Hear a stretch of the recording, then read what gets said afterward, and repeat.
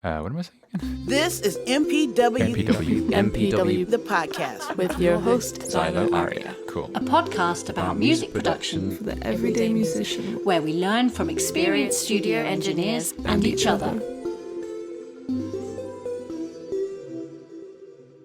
Hello, everyone, and welcome to the MPW Podcast. This is your host, Xylo Aria, and today we are talking about DAWs, so Digital Audio Workstations. So I am here with our amazing guest, Tom Glendinning. So Tom is a very special guest. He is an Ableton certified trainer, as well as an experienced Logic and Pro Tools user. And he was a teacher at Pointblank Music and also was working at SAE Institute in Cape Town. So hello, Tom. Hello, Xylo. Lovely being here with you today. It's really good to be here. Yeah, how's your day been so far? All right? Yeah, it's been pretty good. It's going to get better, and I've got some music planned for later in the evening, some music making, so it's going to get better from here on out. Yeah, definitely. No, that's very exciting. So, obviously today we are talking about digital audio workstations. But before we do that, let's have a chat about you, because keen to hear more about what you do and how you got into music production. So you were a drummer before, and now you are a producer and also a visual artist, which I've checked out some of your stuff. It's very cool. So tell me a bit about that. Okay, so I'll start at the beginning and get to where I am now. So my career, I'll call it a career, let's say, in music started as a drummer. So when I was 12 years old, started playing the drums because a friend was playing the drums, and when you're 12, you just want to do what all your friends do. Mm-hmm. He ended up stopping the drums after about 2 months, and I just kept going. So from there, the next logical step is to join a band and start playing with friends. So I did that for a very, very long time. And what kind of started to happen eventually was I wanted to record the bands that I was in. And I was always just sort of the nerdiest person in all the bands. So I would always be the one with the computer that would do the recording. No one else sort of wanted to do that. Yeah. And so when I got started recording, I just so happened to have a MacBook at the time. And the MacBooks, I think they still do, but at that time at least, they all had GarageBand pre-installed. Mm-hmm. So I sort of knew a little bit about that GarageBand could record audio. So I just started to learn as much as I could about recording, about how to set up a microphone. The very first recordings, which I still have of my band, were just with the built-in laptop mic on the MacBook. Wow. They are terrible. Did you record all the elements together? Yep, it was a laptop under a towel stuck in the corner of a room. Amazing. Just to kind of dampen a little bit. Oh, yeah. I mean, for what they are, they sound kind of okay. Yeah, you can sort of hear everything. But so from there, I sort of slowly started to learn more and figured out that it's probably a good idea to record everything separately. Yeah. And ended up getting an interface and some microphones.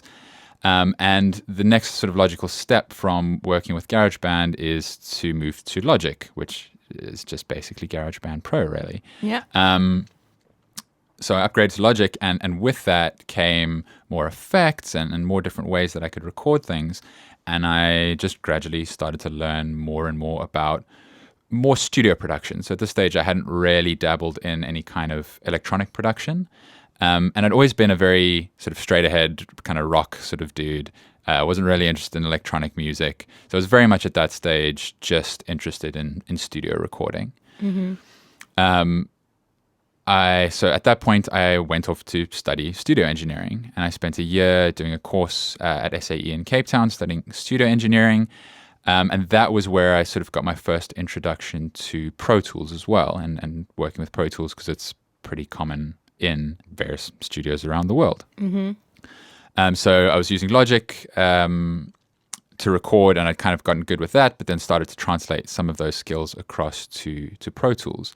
Also around that time, it started because I wanted to be able to enhance the band recordings with maybe like a piano here and there or an organ or something. I started to explore virtual instruments and adding synths or whatever it happened to be. And also then slowly discovered that no musicians at all are a lot more reliable than musicians. So it's a lot easier That's so true. it's a lot easier to make music by yourself than to try and organize a bunch of musicians to get together in a room and make music. Very true. So I started to delve a lot further into synths and just completely making music in the computer. And if I think back to it, I think a lot of the very first, let's call it electronic music that I made was very kind of rock-ish. I was trying to simulate the sounds of guitars and basses and drums and things. But over time, I just kept going deeper and deeper down electronic production. And so after a couple of years, I used Logic. I was still using Logic for production, using Pro Tools in studio to record and record live instruments. I'd often actually record live instruments in Pro Tools and then export them and bring them into Logic just because I liked the way that Pro Tools worked, particularly for multi-tracks. And I think we'll get into that a little bit later. But so I used Logic for a good while and got pretty deep into production. But I'd always heard about this thing called Ableton Live, and it was just this mysterious thing that existed in the background for a while. And eventually I thought, I should probably check this thing out. Everybody seems to think it's pretty cool, and it sounds like it could be a really interesting thing to check out. And so I got a cracked version of Ableton, as we all do. I'm not ashamed to admit it. And started exploring Ableton and what it could do. And immediately, for me, I immediately saw this was going to be what I was really going to enjoy using is Ableton Live. There was just something about it, the workflow, that I really enjoyed. It took me a good while to fully transition away from Logic, just because I had to learn an entire new piece of software. But eventually I moved fully over to Ableton and started using that for production. And so all of this while, I was also gradually sort of becoming less of a drummer and more of a producer. And I was doing more and more electronic music and less playing the drums. So if we fast forward to today, I play the drums maybe 2 or 3 times a year if I'm lucky. Right. But I try to produce as much as possible, but at least probably once a week. Cool. Yeah. So what happened to your band? Did you just kick them out after you got into production? You're like, the virtual ones are better than you guys, so... No, we did both, and it actually worked really nicely to have the skills of production. So I haven't been in a band, a traditional kind of rock band, for a while, but the last rock band that I was in was a psych rock band. And so that, having sort of synths and keyboards and organs, because we didn't have a keyboard player, having the ability to be able to add those in was really handy, and I was able to sort of supplement the music in that way. So the two did kind of carry on in parallel for quite a while, where I was just producing electronic music just by myself for fun, and then still doing the band thing on the side and playing drums in bands. But just eventually for practical reasons, and I think we weren't a particularly successful band. So I think everybody kind of eventually moves on and people get busy and the band sort of fell apart. But because of the nature of just producing by myself, I obviously just kept going with that. Yeah, that seems to be kind of the story for a lot of people, I think, as far as like a lot of producers, friends of mine that produce, a lot of them started off in a band situation and then start producing for the same reasons that you did, and then end up going more down the electronic path. And I mean, like DAWs, they're just fun toys really to play with, isn't it? And once you get into it, I mean, for me as well, you just want to keep going and exploring all the different things it can do. Yeah, it is sort of endlessly deep what you can do with a piece of software. Yeah. This was meant to be my first question, but we've gone way past that now, which was, what is a DAW to you in one sentence? That should have been my first thing. But anyway, we can go back to that. Cool. A DAW in one sentence. So it's not a thing that you use to get into a room. We're talking about DAWs, Digital Audio Workstation. So essentially, a digital audio workstation is a piece of software that lets you record and produce music. I think Perfect. that's probably the simplest way I could describe it. Yeah. No, I think that's a great summary of what that is. And there are so many different types. And if you're a musician out there, you've probably heard of Logic Pro, Ableton, Pro Tools, and the Studio One, FL Studios, Cubase, and Digital Performer, Motu Digital Performer. I think I've run out. They're kind of the most. There's definitely a lot of them. Yeah. Yeah. But those are the bigger Big ones. We won't mention Bitwig. It's the elephant in the room. Yeah, there's a lot of different DAWs. Yeah. And one thing that I wanted to talk about as well for someone that's never produced before. So what are the different things that you can achieve using a production software? Yeah. Well, so I think the most basic thing that pretty much all production software does is allows you to record audio. So whether that's the onboard mic on a laptop or whether you've got an external interface that you're plugging a microphone into, pretty much any digital audio workstation will let you record in audio. And some will let you only record one track at a time. Others will let you record literally hundreds of tracks simultaneously. But so that is probably the most basic thing. And that's great for bands, but it's also great for electronic performers who might record in hardware synths or want to add acoustic instruments. Beyond that, because you really have two kinds of information that you work with in a digital audio workstation, so audio being the one kind. The other kind is MIDI. So MIDI is essentially it's computer information, it's just ones and zeros. Mm-hmm. It doesn't have a sound of its own. It's just information that tells a computer what to do. So you can record that information and you can record it from MIDI hardware devices like a MIDI keyboard. So for example, a piece of MIDI information might be a note message, which has a message that says, okay, I'm playing the note of C3 and I'm playing it this hard and I'm playing it at this point in time. And the digital audio workstation captures that so that you can then replay that back. And there's lots of other things that MIDI could capture, like pitch bend and aftertouch pressure and program changes. And there's a whole bunch of things.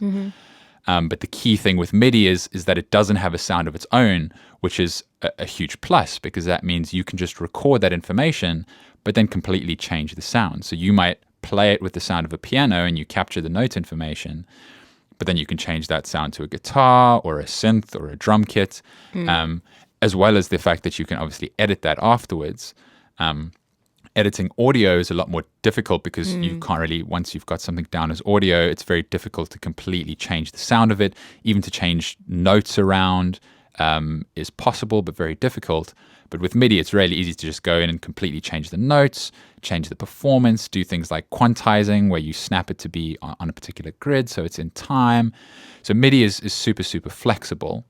So those are really the two sort of main things that digital audio workstations do. Of course, beyond that, you also have effects for processing the sound, whether that's audio or MIDI. You can transform the sound with effects. Most digital audio workstations will give you some way of mixing the sound, so adjusting levels and panning to create a balance within the mix, and the sort of various tools that might go along with that, EQs and compressors. And even things like time correction for audio, these are all sort of very important parts of what a digital audio workstation does. Yeah, and I think that's a really good summary of all the things that you can do in a digital audio workstation. So I guess we've been through this kind of from what you mentioned already, but so you started with GarageBand and then went through to Logic just because that was the kind of natural transition, I guess, and then through to Pro Tools. Was that mainly because that's what was taught in your course? Yeah, pretty much. So I mean, you can use any DAW to record audio, but just because of the nature of the course, you had different modules, and there were modules that were taught in Logic, there were modules that were taught in Pro Tools. At the time, there were no Ableton modules, so it was just Logic and Pro Tools were the two main ones. But so as part of the course, you had to know Pro Tools. In my various years of sort of learning about music production, I did kind of look at other DAWs very briefly. Like I'm sure I got a cracked copy of FL Studio at some point, and like, what's this thing? Yeah, I do remember opening Cubase maybe once before. and kind of just figuring out what all of these different things might be good for. Yeah. And even some odd ones like Audacity. I think everyone uses Audacity at some point. I think I use that free. at some point. Yeah, exactly.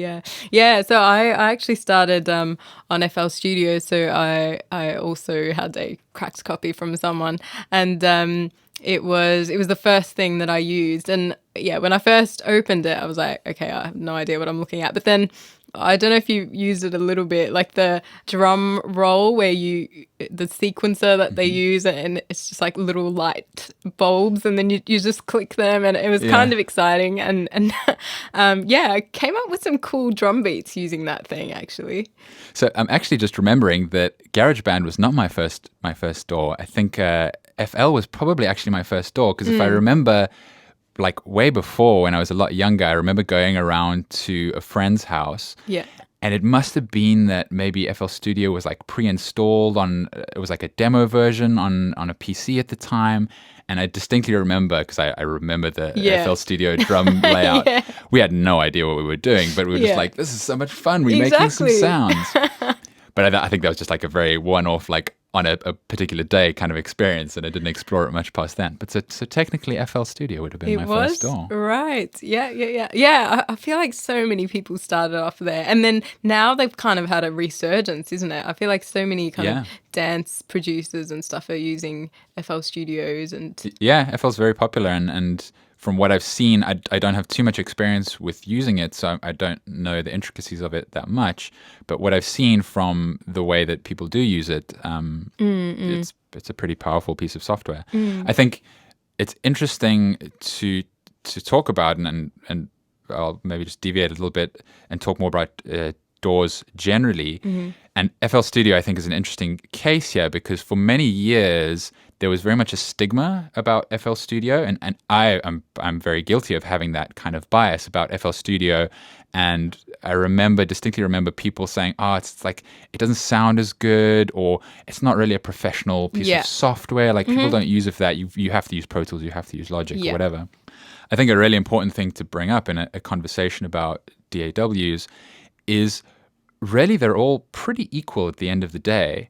I mean, I don't want to go down the conspiracy theory rabbit hole of the different sound quality of different DAWs. It's just... Let's stay away from there. Yeah, exactly. That could be a dangerous conversation. Yeah. But essentially all DAWs do pretty much the same thing. They just help you record and produce music. They each kind of have their own strengths and do different things better or worse than others. But at the end of the day, if your goal is to make music, you can do that with any piece of software that has some like very vague music production capabilities. I mean, a fantastic example is something like Audacity, which is not in any way geared towards production or synthesis. I've seen people make electronic albums in Audacity. I'm like, wow, respect to you for doing that. But people have done it. Another classic example would be someone like Burial, the artist Burial. He famously used Sony SoundForge, and he's very much an electronic musician. But SoundForge is like a sound and audio editing software. There's no synths in there. There's no, I think, if I remember correctly reading at the time, like you couldn't even use plugins. And he would just record sounds in and then edit the audio. It doesn't. So this is crazy. It doesn't even have a grid in. So most DAWs, for people who aren't aware, have a time-based grid where you can fix stuff to tempo so that everything sort of stays in time. SoundForge doesn't have a grid, so he would program his electronic music completely by ear. He was dropping in single samples of sounds, and people say, or at least I think he says even, that that's a huge reason why he's got such a distinctive sound, is because he wasn't working with the grid. He was entirely working with just what sounded good to him, and just completely listening to the positioning of things. So it's the DAW in that way can be a really powerful tool no matter what you do with it, and it can lead you down different directions based on how you approach it. So I mean, going through the ones that you've used most, and I'll go through some of the ones that I've used as well. And what do you think are the pros of certain ones over other ones, and when would you choose one over another? Cool. Yeah. So like I mentioned, I think different DAWs have different strengths for certain things. They at the most basic level, they can all do the same thing, and you can do pretty much everything with any DAW. But your life's going to be a little bit easier doing certain things with certain DAWs. So, I mean, I'll start with something like Ableton Live, just because that's my DAW of choice, and that works really well for me because I'm making solo electronic music. I think something to just clarify, though, is that it's not just for electronic music. I think a lot of people think that Ableton is just for electronic music. I've seen a lot of people who are using it for acoustic music, to record a band. Singer-songwriters, very big with Ableton Live. But I think where Ableton Live really excels is with smaller ensembles, is pretty good. So singer-songwriters, it's really, really good at that. But in general, for me, Ableton is really good at the production side of things. So sound design, working with synths, arrangement and programming, it's really good at as well. Writing, coming up with ideas. And then, of course, the big one, which is in the name of the software, is live performance. So Ableton Live, I think, is interesting because there's a lot of people that might not use Ableton Live as their primary DAW, but when they do live performance, it's pretty much the only option you have, unless you're going with some kind of hardware setup or a looper or whatever it is. So the number of people that use Ableton Live is really big because so many people are using it for live performance in addition to Pro Tools or Logic or FL or whatever they're using in the studio. So for me, it's a great all-round DAW. The one area that it's lacking for me is with audio recording. So it's perfect when you're just recording sort of a very small amount of instruments, like maybe a guitar and a singer or just a guitar. But as soon as you start scaling up to, say, recording a drum kit with multiple microphones or a full band simultaneously, it starts to fall apart a bit. It is all possible, and there's sort of workarounds that people have set up to do that. And I've done that before, where I've recorded and mixed a band in live. But so then to just neatly segue into the next DAW, for me personally, if I was going to be recording a large ensemble or multiple instruments, I would go to Pro Tools. So Pro Tools is pretty much the industry standard for studio work. If you are running any kind of studio where you might be recording a variety of different projects, from solo musicians to full bands to orchestras, Pro Tools is probably the most common choice. Definitely not the only choice, but probably the most common because it's built for that. And I think the people who make Pro Tools focus on features that work really well for that environment. So it's really good at recording lots of tracks at once. It's really good at being able to edit all those tracks simultaneously. It has things like playlists. You can really easily do multiple takes and comp them together in really easy ways. So Pro Tools works really, really well for the studio. I would not go anywhere near Pro Tools if I wanted to produce electronic music, although, again, there's lots of people who do produce electronic music in Pro Tools.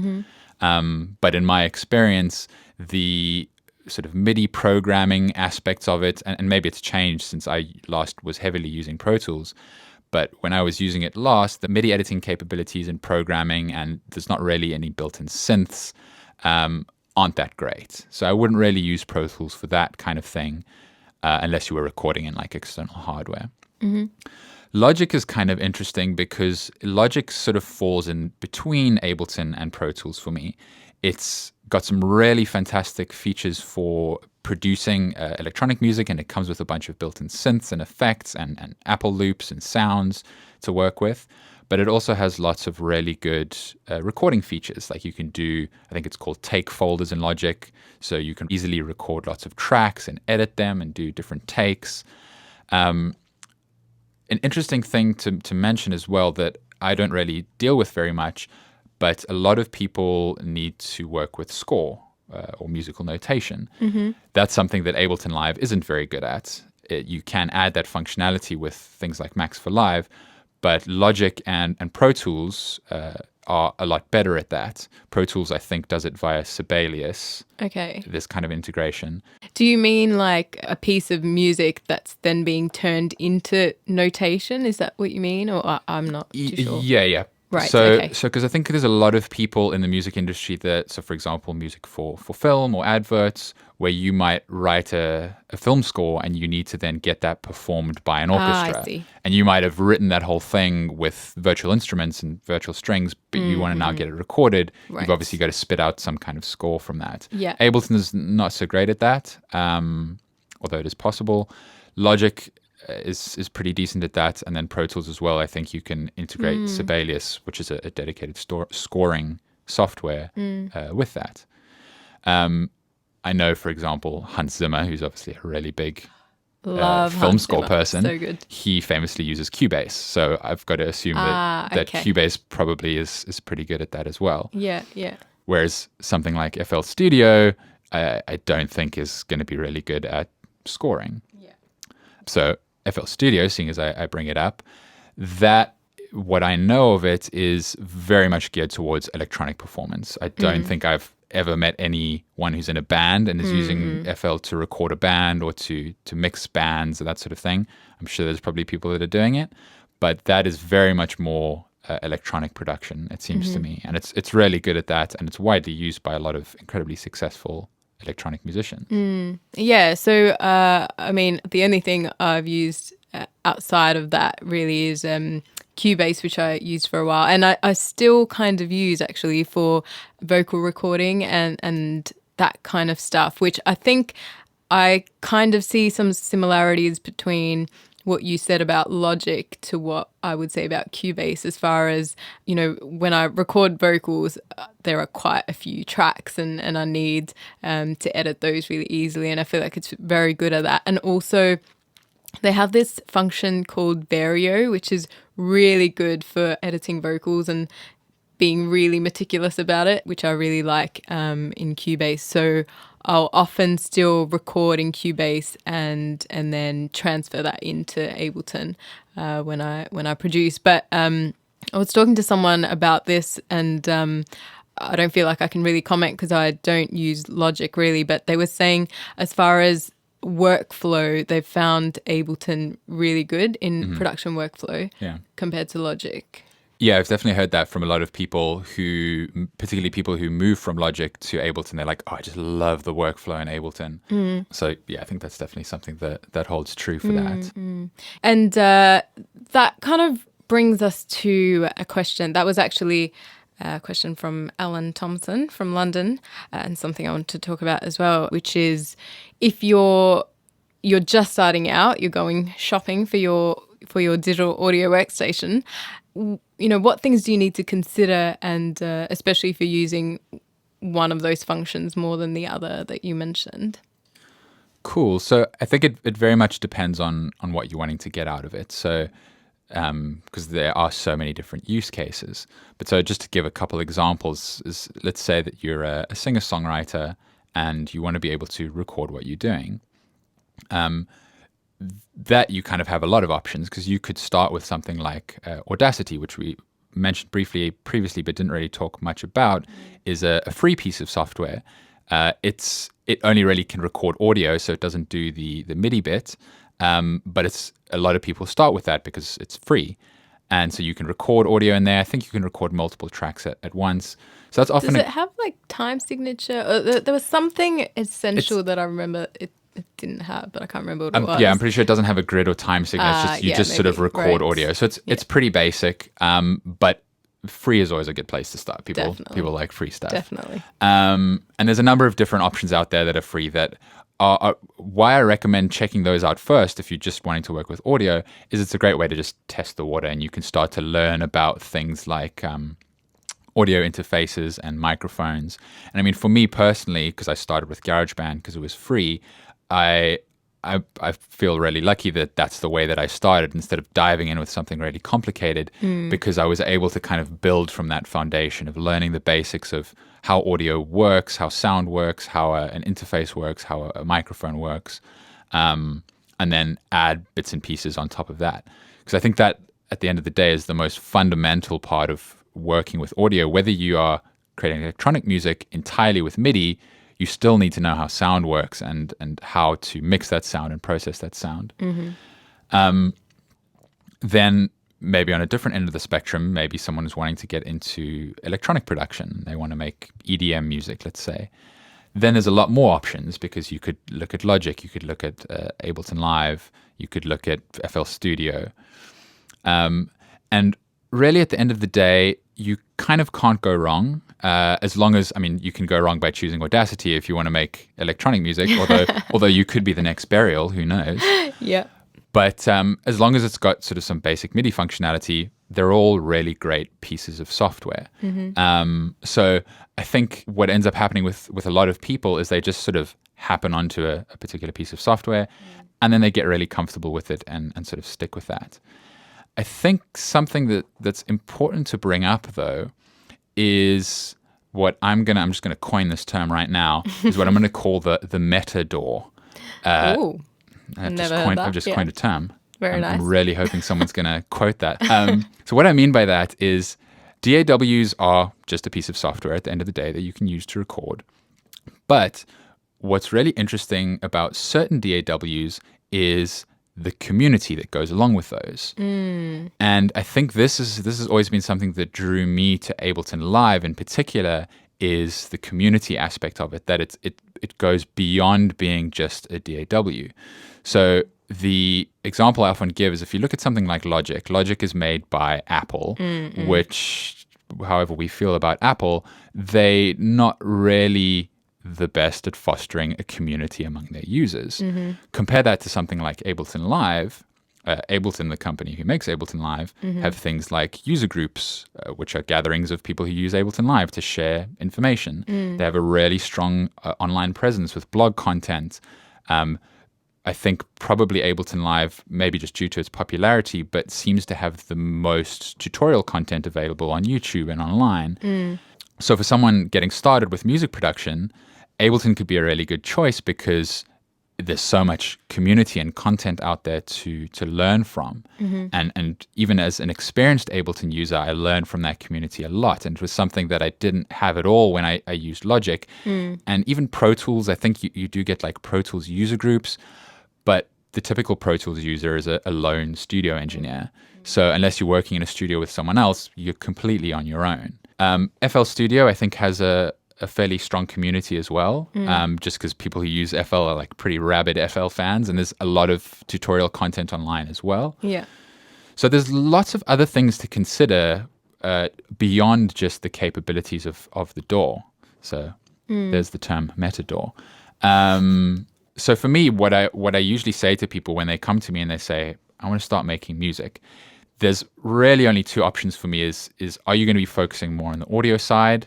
Then go with something like Pro Tools, which is really good at that. Like if you want to be working in a studio, Pro Tools is going to be your best bet because it's probably the most common.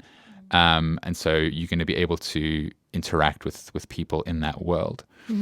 Whereas if you want to get into production, something like Ableton Live, I would personally recommend Ableton Live because I use it, but also maybe FL Studio because there's a lot of people that use that as well, because you're not going to be completely alone in your journey.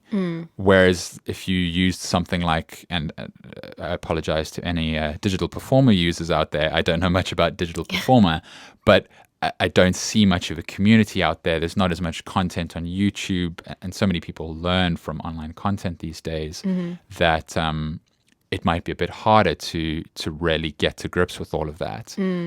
So I think that is, as much as it's irrelevant to the sound, I think that's a very important part of choosing a DAW. That's a really good point, actually. Like I never thought of that, but it's so important. I had to contact Logic for something, I can't remember what for recently, but yeah, like the number or how you contact them is pretty much just the Apple support for everything, including iPhones and stuff. So I was like, I don't know if I'm talking to someone that understands, audio engineering or whatever. Whereas if I don't know, when I've emailed someone from Ableton, I just assume that they have that basic knowledge, and that can be quite a different feel when you feel you need some support from someone. Yeah, and I know I haven't ever had to contact them myself, but I've heard from other people that like Pro Tools support is not very good at all. Okay. So yeah, I think it's just something very important to consider. when choosing what piece of software you might end up using. Yeah. No, a very good point. And as far as what I ended up choosing, so I obviously use Ableton, and that's what MPW as a platform is really based around at the moment. And for me, the biggest thing was the live aspect. Coming all the way back to what we started with as far as musicians and how reliable they can be, I wanted to get to a place where I didn't have to try and round up, 4 or 5 people or whatever to do a gig. And I wanted to be able to do that by myself if I needed to. So then doing some research, Ableton just seemed like that was the best choice. Yeah, I mean, and I'm glad you brought that up, because that was sort of the third person that I forgot to mention in that sort of singer-songwriter kind of band, music producer, and then live performer, because that's a very big use case. If you want to get into live performance, obviously if you're in a band, that doesn't really matter because you can play as a band. But if you're a sort of a solo musician or a singer-songwriter and you want to get into performance, there are things that you can use in other DAWs. Like Logic has Mainstage, but Mainstage is more for like kind of supporting live shows as opposed to something you would use on stage as the performer to kind of use like an instrument. Ableton Live, I mean, I think there's no question in anyone's mind that Ableton Live kind of does dominate the live performance industry, and not just for electronic music as well. So I've had conversations with a lot of people who musical direct for bands or work with bands that put on big live shows that maybe they need to sort of run something from a backing track or whatever it happens to be. And they're using Ableton Live on stage as well. They'll be obviously from the tech booth while the band's on stage with their instruments. But Ableton Live started as a live performance software and actually then developed the production capabilities after the fact. So it has that really, really strong grounding in live performance. So for anyone who's wanting to get into live performance, Ableton Live is definitely the way to go. What's interesting is a lot of people do end up using multiple DAWs. So I know a lot of people who might record in Pro Tools and then perform in Ableton, or probably the most common one is produce in Logic, perform live in Ableton, or produce in Cubase, perform live in Ableton. What I often say to those people, and I think the reason they get there is because they start with the production and they use that piece of software and it works perfectly well for a while. And then they want to do live performance and they're like, now I've got to learn Ableton. Whereas if you're just starting your journey and you know that you want to do live performance, if you just start with Ableton, by the time you get to having enough material to do a live performance, you already know the software really well, and you're able to then take that on stage. So if you know that you're going to end up doing live performance, then Ableton's a really great way to go. Yeah, definitely. I think that's a great point, and that was exactly my my thought process. So I think that's been a pretty good summary, actually. I feel like we've covered a lot of stuff there, and this kind of thing I feel like is quite hard to work out in your research. I remember being quite overwhelmed when I first started looking into it, because there's obviously the diehard fans of each one that are like, no, this is definitely the best, and there are a few things to consider, and price being one of them as well. It just depends what your budget is and what falls within that as well. Yeah, I think something that I just want to put out to people that might be getting started in this area, and I think it's a bit of a problem in the audio industry, is there's a lot of people who kind of, I don't want to say it's false information because it's not necessarily false information, but they're a little bit too eager to kind of bash everybody else. And you'll see it a lot on forums and on comments on, I know this because I make YouTube videos about Ableton Live, and I get a lot of comments like, Ableton sucks, FL's the best, or you should use Logic. Not helpful. Yeah, it's not very helpful comments. I usually just ignore them. Yeah. But I think to reiterate what I said at the beginning, that any piece of software, music production software, can do pretty much the same thing. They are slightly better at doing different things than another piece of software might be, but no piece of software is better than any other. Just an interesting anecdote on this. So I mentioned a little while back that I used to be one of those FL haters, and so one of my favorite artists, and one of the reasons I actually started making electronic music, is an artist called Flying Lotus. And I remember at one point reading a interview with him about his first couple of albums, and the album that sort of changed my life and got me into electronic music production, an album called Cosmogramma. And he said, every album that I've made up until this point, I made in FL Studio. And at that point, there was literally like a switch that flicked in my head that I was like, right, there is nothing wrong with FL Studio. You can make amazing music with absolutely anything. It's completely irrelevant. And then I think for his next album, he switched to Logic, and then his following album, he switched to Ableton, and they're all great. Amazing. So, yeah, don't listen to the naysayers that say one DAW is crap and you should use this other DAW, because it's mostly untrue. Yeah. The important thing, I think, is to find out what you want to do, explore a bit about what the pros and cons are of each DAW and what it's good for, and then pick a DAW that's appropriate for that. Yeah, no, I think that's a very good summary of everything, and yeah, hopefully that's helped a few people work out what they should choose, or given them a bit more information about the different DAWs. So we've got one question from Da Bush from Indiana. So she was saying that she uses, I forgot what it was, Studio One? Something else. But she was saying that she feels a bit overwhelmed as to how many things that a DAW offers, and she feels like she uses such a tiny percentage of what it can do. And how long did it take you to feel kind of comfortable with your DAW? I mean, starting with Logic, and yeah. A very long time. Yeah. They are incredibly complex pieces of software. I mean, just to give you some perspective on that, Ableton Live, which is probably one of the younger DAWs, is 20 years old. That's older than a lot of the people that are using it, probably. Yeah. And Logic and Pro Tools are older than that. I think Pro Tools is probably 30 years old. So these pieces of software have 30 years of features that they've been adding, which is obviously lots of layers of complexity. And it does just take a really long time, because not only are you learning the software, but you're also learning this other thing that has nothing to do with the software, which is music production. Because music production is its own thing other than the software, because it's learning how to mix, how to use a compressor, how to use EQ, reverb, etc. That's all totally separate to learning the actual software itself. So there is a heck of a lot that you learn. But I mean, I've been using DAWs since the first time I used GarageBand for almost 15 years now.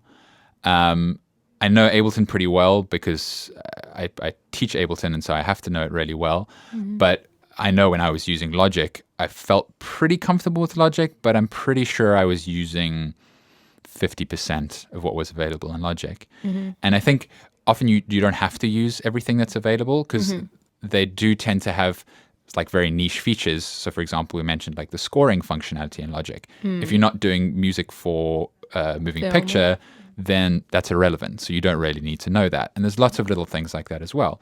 The live performance features of Ableton might not be useful to you if you're not doing live performance. So I think the best advice I can give to that question is to not really worry too much about it, and just sort of take it one piece at a time. And I know this from experience, is you'll just learn the bits and pieces that you need. You'll sort of get to a point where you're like, oh, I need to make this guitar recording sound better. Let me figure out how to use an EQ. Or, I need to record multiple tracks. I've only ever recorded one track before. How do I do that? And as the sort of problems come up, you'll kind of overcome them. And I know, just to another extreme, I know incredibly successful artists, and I've had the fortunate opportunities to work with some really impressive artists in terms of their production, but they know nothing about the software. I won't mention any names, but I've worked with some artists who are really successful in their music, but when I go to do a lesson with them, and I'm like, oh, you just do this little thing over here. They're like, what thing? How do you do that? And it's like a basic feature that they don't know how to use. Yeah. So you don't have to know everything about the software to make really good music.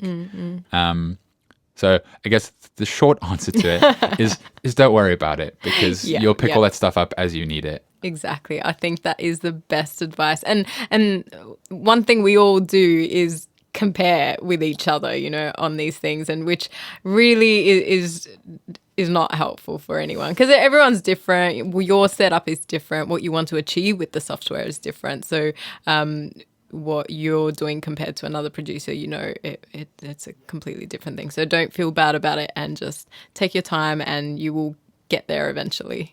Just circling back quickly, this goes back to what I was saying about the meta DAW and the community aspect, because that is something that the community then becomes really valuable for. Because if there's a strong community around the software, you might have a certain thing that you're trying to figure out, and you can just go online on a forum and just post a question, and the usually pretty passionate users of that software will get back to you about exactly how to do that. Like something like Reddit is fantastic for that. There's a really strong Ableton and I think FL Studio communities on Reddit that you can, if you don't know how to do something on Ableton, you can just go post a question, and within a couple hours you'll have an answer to that. Yeah. So. Yeah, no, I think that's a really good point.